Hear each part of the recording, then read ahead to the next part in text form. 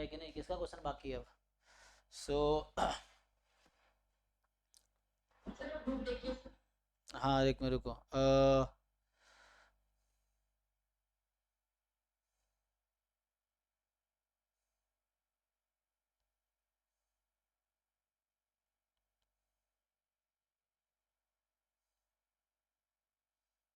बताओ 78 में क्या डाउट है आपको?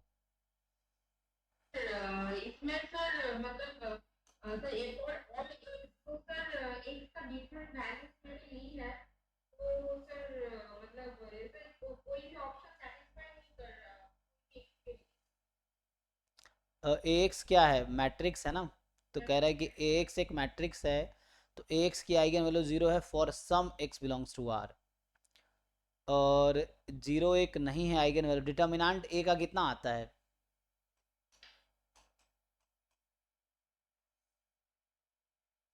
क्या तुमने ट्राई किया डिटर्मिनेंट क्या आएगा? सर नहीं सर मैंने एक्चुअली उसको सर ऐसे नहीं ट्राई किया मैंने तो सर एक्स का डिफरेंट वैल्यूज पुट किए जैसे एक्स को जीरो लिया था एक बार तो ऐसे करके किया था तो मतलब नहीं नहीं, डिटरमाइन नहीं किया फोर्थ ऑप्शन क्या है? हाँ एक is invertible for every X belongs to R तो किसी मैट्रिक्स को इन्वर्टिबल हम कैसे दिखाते हैं? उसका determine non equal to zero करना तो है करो ना फिर। द थिंग इज, नहीं हर क्लास में एक ही लाइन बोलता हूँ तुम्हें, तुम ट्राई करके आया करो। ट्राई करे, चार ऑप्शन है, मुझे इन्वर्टिबल चेक करना है। तुम्हें बस क्या टाइम पास करना है कि सर क्वेश्चन लो आप सॉल्व करो आप। अरे ट्राई करके आओ ना, मैं तुमसे हाथ जोड़ता हूँ, हर क्लास में हाथ जोड़ता हूँ, तुम ट्राई करके आओ। Don't waste your time and my time as well. आप जो क्वेश्चन कोई पूछ रहे हो आधा घंटा लगा के तब क्लास में डिस्कस करो। अब तुम ये मैट्रिक्स का सिंपल क्वेश्चन है, अगर डिटर्मिनेंट जीरो आ गया तो इन्वर्टिबल भी नहीं होगी, जीरो आइगन वैल्यू भी हो जाएगी, सारे ऑप्शन जो पूछा है सब सेटिस्फाई हो गया। ये एक ही डिटर्मिनेंट से ही सारा पता चल जाएगा मुझे। मतलब डिटर्मिनेंट देख के चारों ऑप्शन डिसाइड कर लेंगे। लेकिन तुम्हारे अंदर इतना करेज नहीं कि डिटर्मिनेंट निकाल सको तुम। निकालो अभी।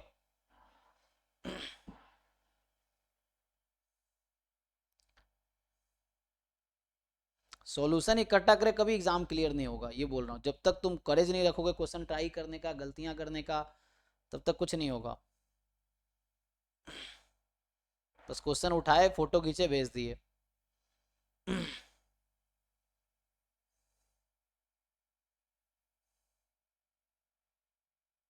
और किसी का डाउट है? हो गया खत्म?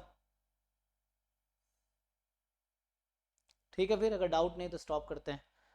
तुम इसका डिटर्मिनेंट निकाल कर अभी बताओ क्या आएगा। इस क्वेश्चन का अभी डिटर्मिनेंट निकालो और अभी बताओ क्या होगा।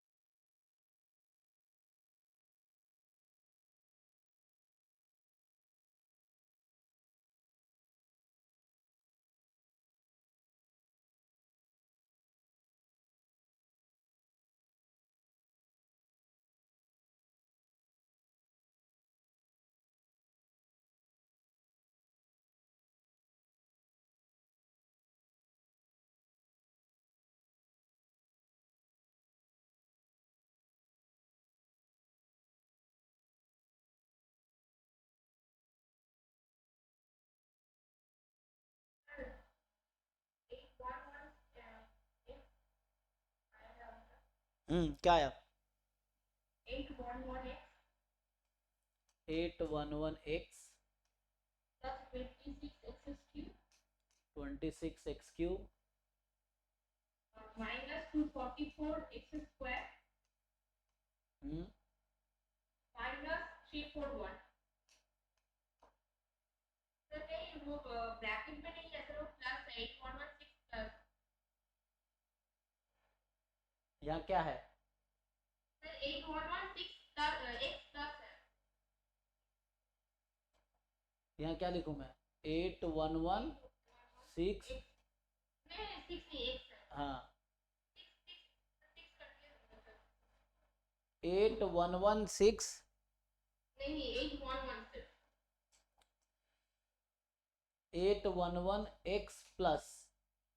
हाँ अच्छा तो सर अब 26 एक्स क्यूब है। 26x³ ठीक है सर। तो सोचो ये जीरो हो सकता है कभी? इसका रूट्स निकाल के देखो, ये कभी जीरो आ सकता है किसी x के लिए? यह हमेशा नॉन जीरो रहेगा। नॉन जीरो होगा क्योंकि -341 था।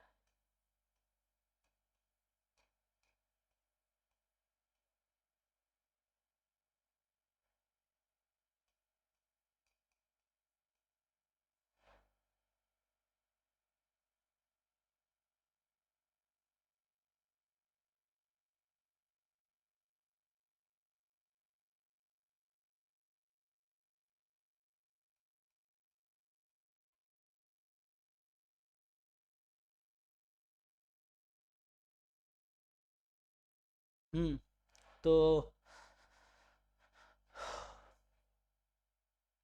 अब इसको फैक्टराइज, वो तो मुश्किल है ना थोड़ा सा फैक्टराइज करना। यहाँ पे तुम्हारा क्वेश्चन था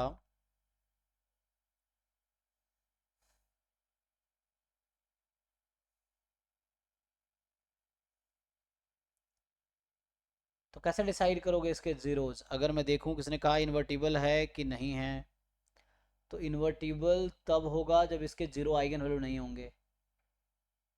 सो क्यूबिक इक्वेशन को हम कैसे सॉल्व करते हैं? एक तो तुम इसको 341 प्राइम नंबर है क्या, तो x को अगर मैं 1 रखता हूं तो क्या आंसर देगा ये?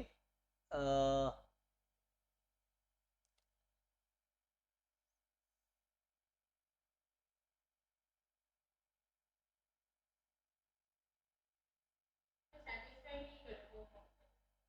नहीं मतलब x को 1 रखने पे क्या आएगा?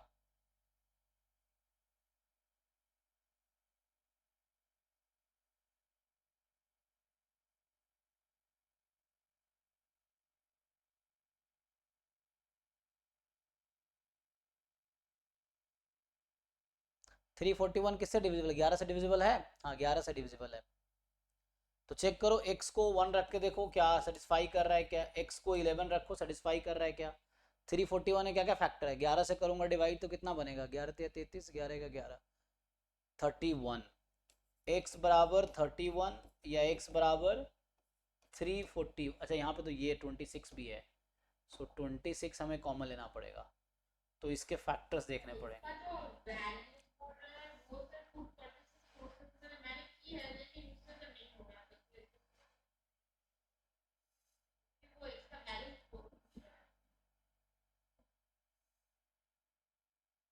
तो इसमें दो ही चीज़ पूछा गया है कि क्या ये कभी इसकी आइगन वैल्यू जीरो होगी या कभी भी जीरो नहीं होगी। इसी पे सारे क्वेश्चन है कि अगर कभी किसी भी एक पॉइंट पे जीरो हो गया तो ठीक है, अगर नहीं होगा तो आपको देखना है क्या होगा। सो बस यही देखना है कि अगर ये एक्स क्यू, चलो क्यूबिक है ना, ओके ये तो क्यूबिक इक्वेशन है। तो चलो देखो यहाँ पे, तो ये तो कैलकुलस का कॉन्सेप्ट आ गया। अब इसमें क्या होगा अगर मैं आपसे पूछता हूँ कि x tense two plus infinity लूंगा तो डिटर्मिनेंट a टेंस टू क्या होगी? ये देख के बताइए। अगर मैं x tense two plus infinity लेता हूँ तो आपको क्या लगता है कि ये फंक्शन कहाँ जाएगी, किस पॉइंट पे अप्रोच करेगी?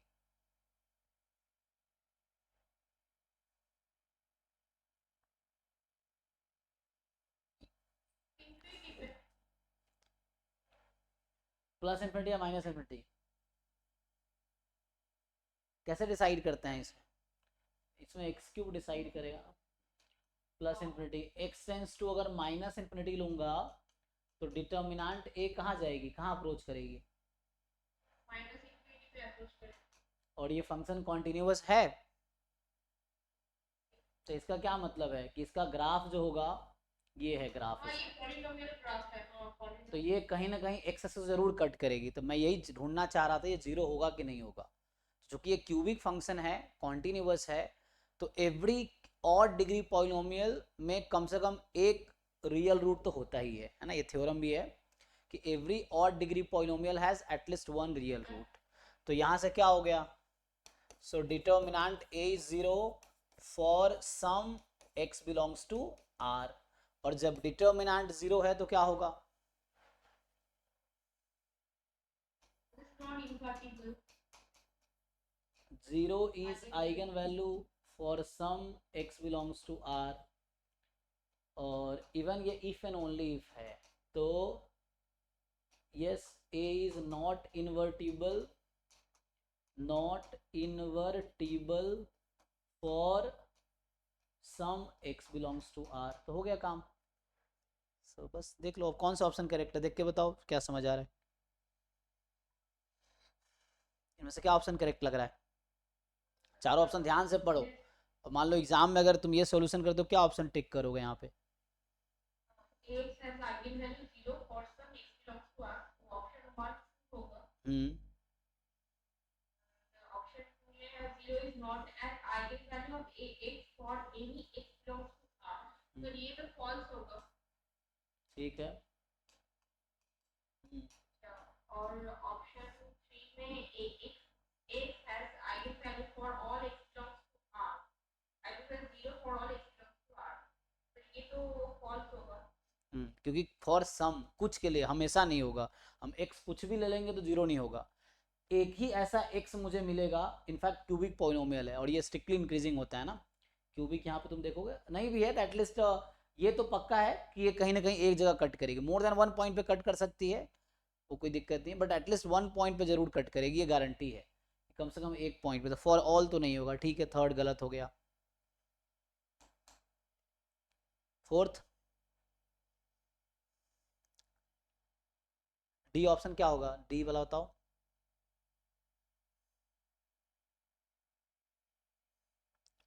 अरे तुम हो कि सो गए,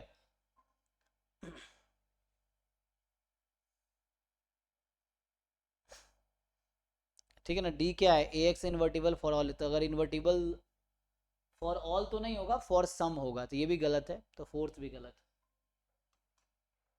तो ये हो गया। हाँ सर बोलिए. हाँ मैं पूछ रहा हूँ डी ऑप्शन क्या होगा इसमें, और इंटरनेट इशू है क्या, तो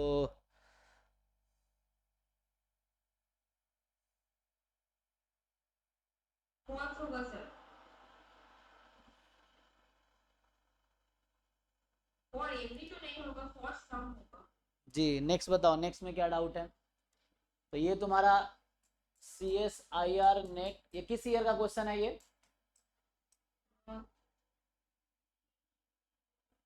2017 का. पक्का, ठीक है.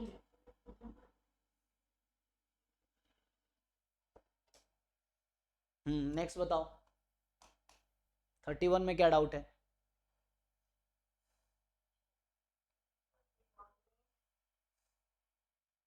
सर 31 में सर ये जो टैग से सर कैसे डायमेंशन कैसे निकाल. पहले क्वेश्चन पढ़ो, पूरा क्वेश्चन पढ़ो क्या कह रहा है, When we denote the vector space of real values continuous function on the closed interval 0 1, let W be the subspace of V stand by sin x cos x tan x. Then the dimension of W over R is.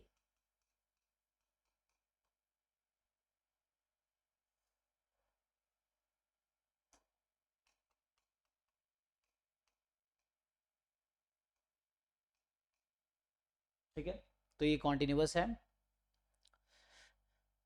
W be the subspace of V spanned by this, so W जो है subspace है spanned by sin x cos x tan x, सो बताओ span का मतलब क्या हो, अच्छा पूछ क्या रहा है तुमसे, तुमसे पूछ रहा है dimension of W over R, तो ओवर R का मतलब है फील्ड है ना, फील्ड होगा। सो मुझे बताओ, एक तो तुम्हें उस दिन ही पूछा था स्पैन का क्या मतलब होता है, अगर उसको लिखना चाहूँ तो स्पैन का क्या डेफिनेशन है? Number of the linear combination is the set of the vector space is called span. Number of linear combination या सेट ऑफ लीनियर ये कॉम्बिनेशन? number नहीं है, the collection of the linear combination of the in the vector space is called span.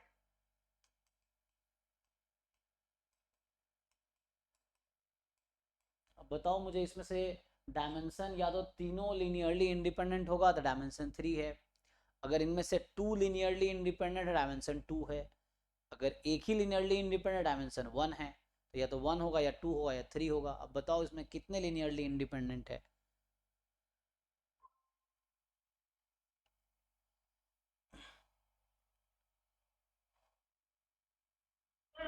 मतलब ये कैसे हम determine करेंगे कि linearly independent होगा, ये तो समझिए ना। तो लीनियरली इंडिपेंडेंट का क्या डेफिनेशन है, मुझे कैसे पता चलता है कि तीन वो तो वेक्टर? सर और C1 equal to C2 equal to C3 equal to 0 करना पड़ेगा।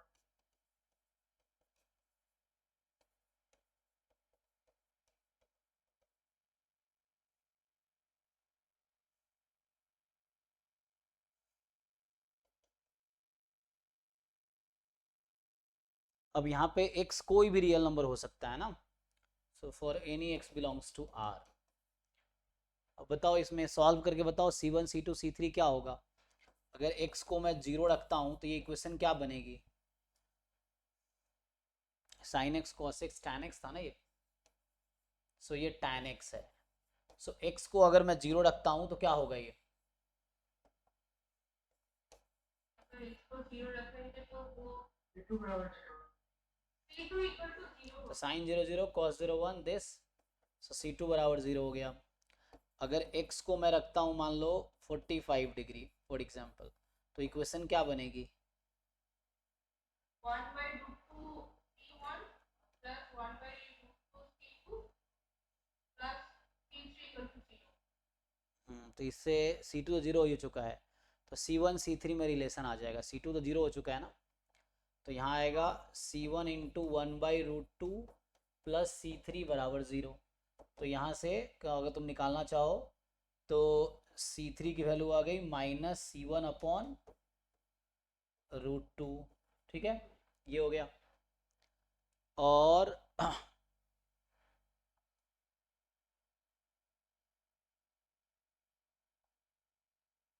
अब एक और कोई एंगल ले लो, 0 लिया 45 लिया 90 लूंगा तो tan नॉट डिफाइंड हो जाएगा। तो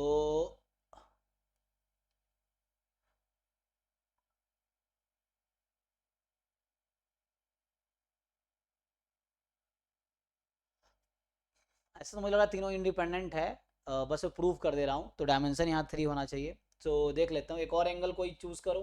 फॉर एग्जांपल चलो मैं ले लिया 30 डिग्री, तो 30 डिग्री पे क्या होगा? यहाँ एक्स आर नहीं सी आई आर होगा, एक्स तो डोमेन में होगा, कॉमन डोमेन में, तो रखो क्या होगा? साइन 30 कितना होता है 1/2 C1, और ये कितना होगा tan 30 कितना होता है 1/√3 C3 बराबर 0। C2 0 हो चुका है। इन दोनों इक्वेशन को सॉल्व करके बताओ क्या आएगा। तो यहाँ C3 की जगह रख दो -C1/√2। सो C3 के प्लेस पे अगर -C1/√2 रख दोगे तो क्या आंसर आएगा?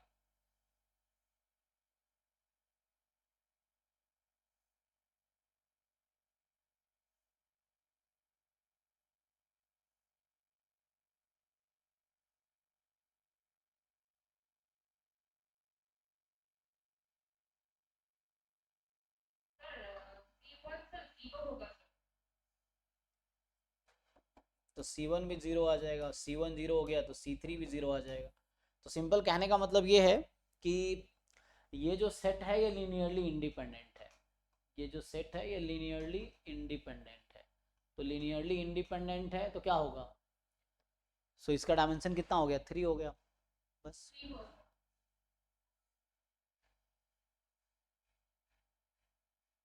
ठीक है भाई, चलो फिर स्टॉप करते का डाउट खत्म हो गया तो थैंक यू। अभी क्या डाउट है? और ये सब भी मुझे बताओ, इसमें क्या ही नया था? क्या तुमने कभी डिपेंडेंट इंडिपेंडेंट चेक करना नहीं सिखाया आज तक?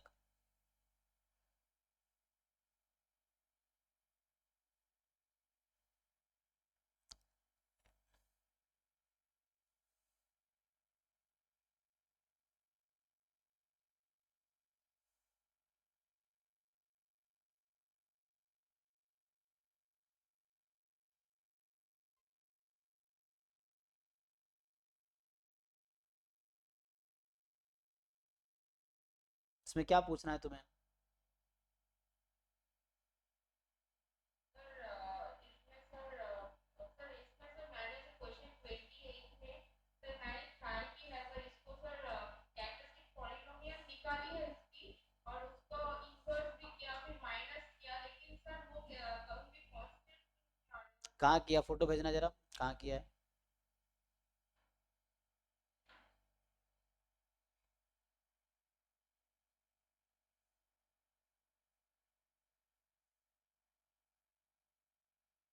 तो आसान क्वेश्चन है, इसमें क्या ही नया है?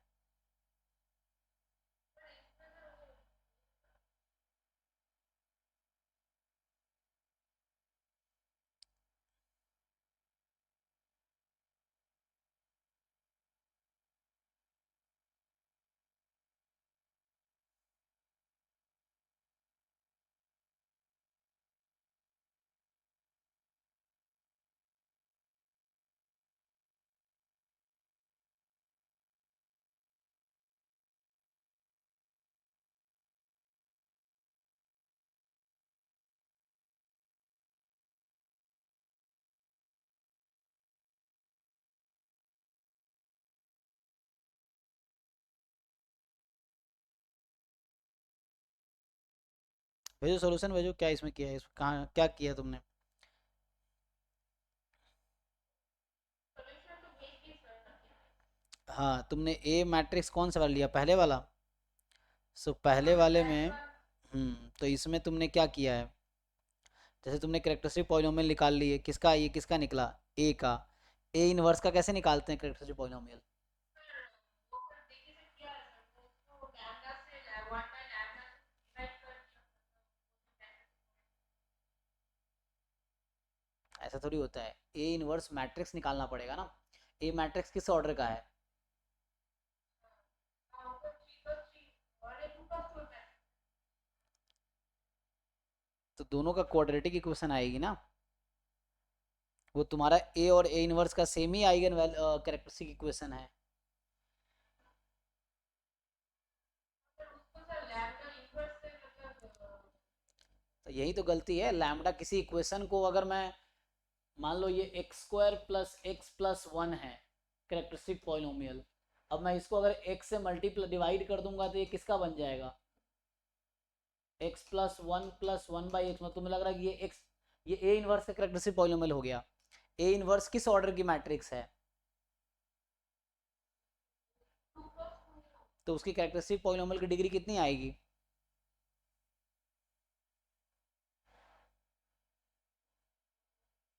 अरे ये दोनों इक्वेशन सेम ही तो है, अलग थोड़ी है। ये दोनों इक्वेशन सेम ही तो है। ये भी एक ही कैरेक्टरिस्टिक पॉलिनोमियल, ये भी एक ही है, तो ए इनवर्स की कैसे हो गई? मतलब इसका सर सिर्फ इन्वर्स निकाल के अलग से कैरेक्टरिस्टिक पॉलिनोमियल निकालना पड़ेगा। जी। जैसे आपको उस तरीके से सॉल्व नहीं हुआ, तो आप दूसरा अप्रोच लगाओ, तो आप ए इनवर्स निकालो, उसका कैरेक्टरिस्टिक पॉलिनोमियल निकालो, एंड देन उससे आंसर आ जाएगा।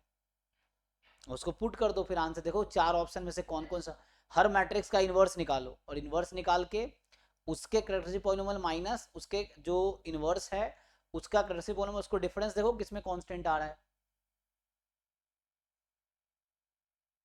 समझ आया क्या करना है? तो मेन प्रॉब्लम यहाँ पे है, तुम्हें ये कॉन्सेप्ट क्लियर नहीं कि इक्वेशन डिवाइड करने से सेम ही इक्वेशन रहती है, इक्वेशन बदलती थोड़ी है। तो सेम ही इक्वेशन है, तो वो तो ए ए और ए इनवर्स का तुम सेम ही ले रहे हो हमेशा। ठीक है, ए इनवर्स निकालो, इससे करो सॉल्व।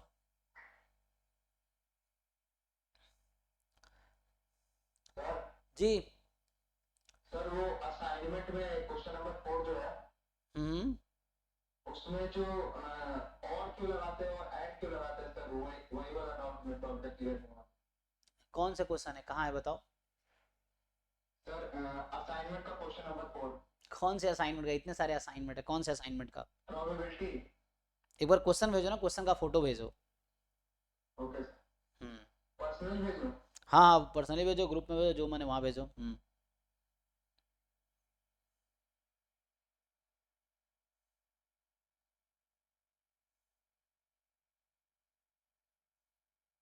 ऑप्शन में जो है एंड और है उसका बोल रहे हो क्या?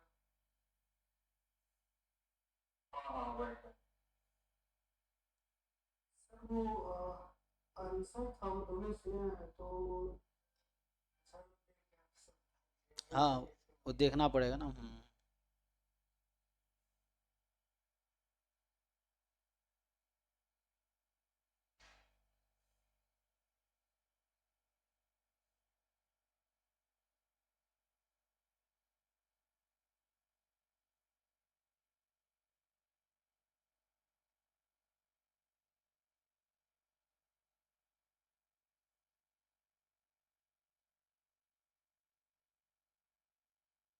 सर क्वेश्चन क्लियर दिख रहा है? हाँ हाँ, दिख रहा है। तो इसमें क्या है कि A and B are two independent event. हाँ हाँ, तो एंड और में डिफरेंस ये होता है, जैसे कोई इक्वेशन सॉल्व कर रहे हैं, एग्जांपल के लिए x square minus two x मान लो, या x square minus three x plus two बराबर जीरो। तो ये सॉल्व करोगे तो x minus two x minus one होगा। अब दो नंबर का प्रोडक्ट जीरो है, इसका क्या मतलब है? तो या तो x माइनस टू जीरो है या x माइनस वन जीरो है। तो x या तो टू होगा या x बराबर वन होगा। तो यहाँ पे और आता है, तुम्हारा क्वेश्चन में ये है, तो शायद ऐसी सिचुएशन वहां भी आई होगी, चेक करो वहां पे क्या हो रहा है। तो यहाँ पे और है, तो Yes, कुछ sir, वहाँ पे भी है। तो ऐसा आया होगा तो और होगा, फिर ये चीजें हैं, है ना। एंड नहीं होगा, एंड का मतलब दोनों, तो दोनों पॉसिबल अगर है, और का मतलब है ना, तो ये तुम्हें समझना है कि क्या यहाँ पॉसिबल है।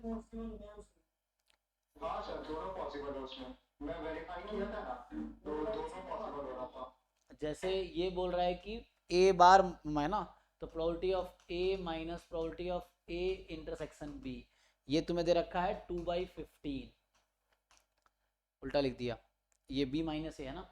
तो ये probability of b minus probability of a minus a intersection b जो है, ये है 1/6। अब आपको इसको इंडिपेंडेंट दे रखा है, क्या इंडिपेंडेंट प्रोडक्ट कर दिया। सो पी बी, इसको P A into P B लिख सकते हैं ना, तो कॉमन ले लोगे तो one minus probability of A हो जाएगा, और P A into one minus P of B हो जाएगा, ठीक है। सो ये 2/15 है और ये 1/6 है, ठीक है। अब यहाँ पे क्या है कि क्या होगा यहाँ पे, इसको सॉल्व कर लो, तुमने सॉल्व किए होंगे। तो यहाँ पे मान लो जैसे इक्वेशन बन गया, तो इक्वेशन बन गई लाइक, सर जो P इंटरसेक्शन B आया है ना, वो 2/3 एंड 1/30 आया है। तो तो क्या वहाँ से P, हम्म। तो वहाँ पे सर जैसे P इंटरसेक्शन B 2/3 एंड क्या और लगाएंगे, वही तो कंफ्यूजन है। दोनों नहीं हो सकता, कहने का मतलब देखो यहाँ पे ऐसा होगा, पीबी या तो 1/6 होगा या 4/5 होगा। तो उसके करस्पॉन्डिंग जब तुम्हारा ए क्या आता है, जब तुम पुट करते हो 1/6 पीबी को, तो पी ए कितना आता है, समझ रहे हो ना। तो यहाँ और होगा, एंड एंड का मतलब दोनों हो सकता है, तो एक ही इवेंट की दो प्रोबेबिलिटी कैसे होगी, ओके सर। मतलब एट एंड का मतलब इंटरसेक्शन, तो एट द सेम टाइम दोनों नहीं हो सकता ना, एट द सेम टाइम या तो ये होगा या ये होगा। तो यहाँ और वाला करेक्ट होगा, एंड वाला नहीं होगा ना, मतलब समझ रहे हो ना, यहाँ पे ऐसा है। तो वैसे ही जब ये 1/6 है तो हो सकता है ये 4/5 आता हो, एग्जाम्पल के लिए बता रहा हूँ। हो सकता है ये 4/5 हो तो ये 1/6 आता हो। तो इस तरह से कुछ सिचुएशन हो सकता है। तो या तो ये है या ये है, दोनों एट द सेम टाइम दोनों नहीं हो सकता, एक टाइम पे एक ही कोई पॉसिबल है, ठीक है।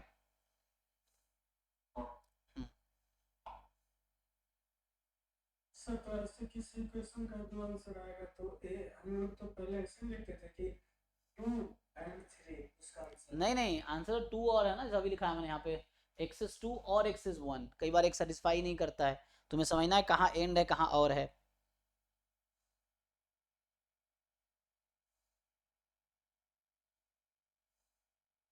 अरे भाई तुमने ये सब ट्राई किया, ऐसे ही भेज रहे हो फोटो खींच खींच के, अभी टाइम मौका है तो चलो भेज देते हैं। नहीं सर, ट्राई किया था। नहीं नहीं, आपको नहीं, उसका पूछ रहे हैं हम। हाँ ठीक है, तुम्हारा ठीक है, तुमने ट्राई करके पूछा है।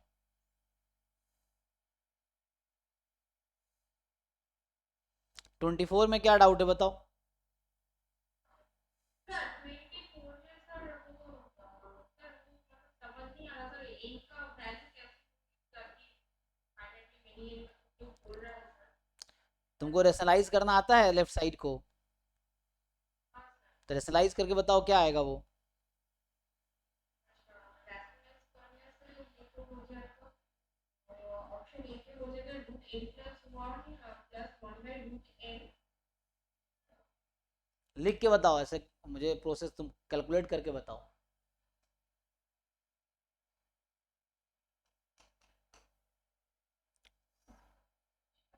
Sir one by root N plus one greater than zero हो रहा है। अरे सिर्फ लेफ्ट साइड को रेशनलाइज करो ना। हाँ सर, सिर्फ रेट साइड रैशनलाइज करके सर वो होगा sir one by root N plus root N. अब इसको कंपेयर करो रूटेन के साथ। अब इसको 1/√10 के साथ कंपेयर कर सकते हो तुम? अच्छा हाँ सर, ये तो सर ग्रेटर, ये कौन? वन बाई रूट एन ज्यादा होगा, ग्रेटर देन होगा ये। ये हो गया। अच्छा सर, ऑप्शन सी और डी कैसे, मतलब वो भी रैशनलाइज करके सर। सारे ऑप्शन में सेम ही चीज तो लिखी हुई है, लेफ्ट साइड तो सेम ही है ना। हाँ हाँ हाँ यही तुम्हें क्या दिमाग नहीं लगाना होता है तुम्हें, तुम्हें बस है कि सब कुछ बना बता दो आप। अरे थोड़े से दिमाग लो, चारों ऑप्शन सेम ही चीज तो है। तो अगर पहला ऑप्शन तुम्हें बता दिया तो बाकी तुम्हें ट्राई करना चाहिए ना कि क्या कर सकते हैं हम। हाँ सर, हाँ सर सर, हाँ सर।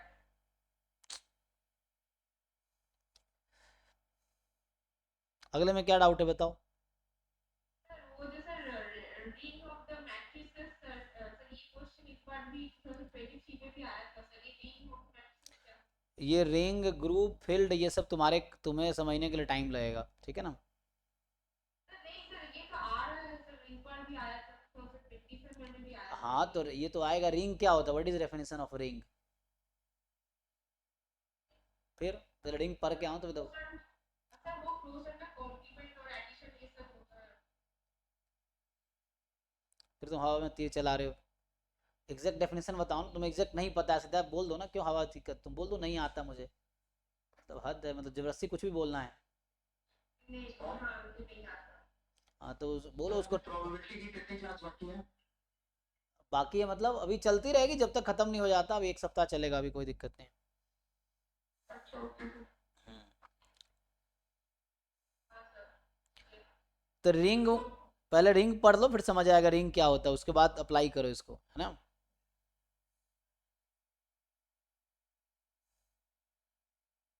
सर थोड़ा सा बता दीजिए इधर रिंग ऑफ एन। रिंग मुझे भी नहीं आता, रिंग ग्रुप एब्स्ट्रैक्ट अलजेब्रा की थ्योरी, मुझे रिंग खुद मुझे याद नहीं है।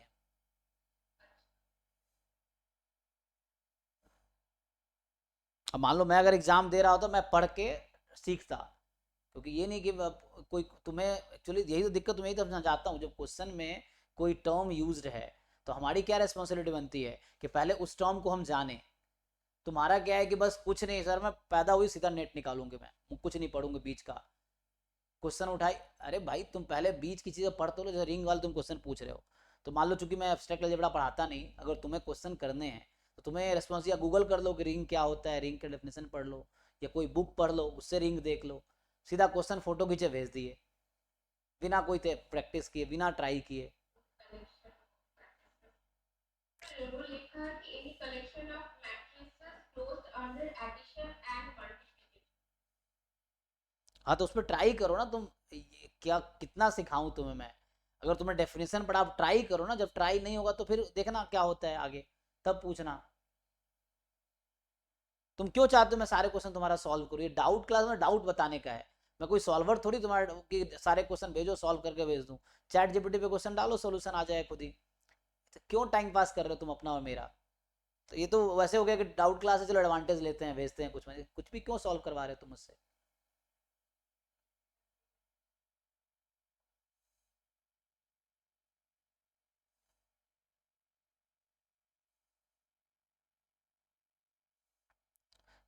अभी यही स्टॉप करते हैं क्लास, तुम्हारा क्वेश्चन इतने कि मैं सॉल्व कर ही नहीं पाऊंगा, ठीक है ना? तो सर अभी नहीं स्टॉप। सर एक क्वेश्चन कर दीजिए लास्ट क्वेश्चन। नहीं नहीं, अभी स्टॉप। क्लास है, फोटो खींचे भेज दिए, गल्ला थोड़ी बैठा हूँ। चलो ठीक है, अभी स्टॉप करते हैं।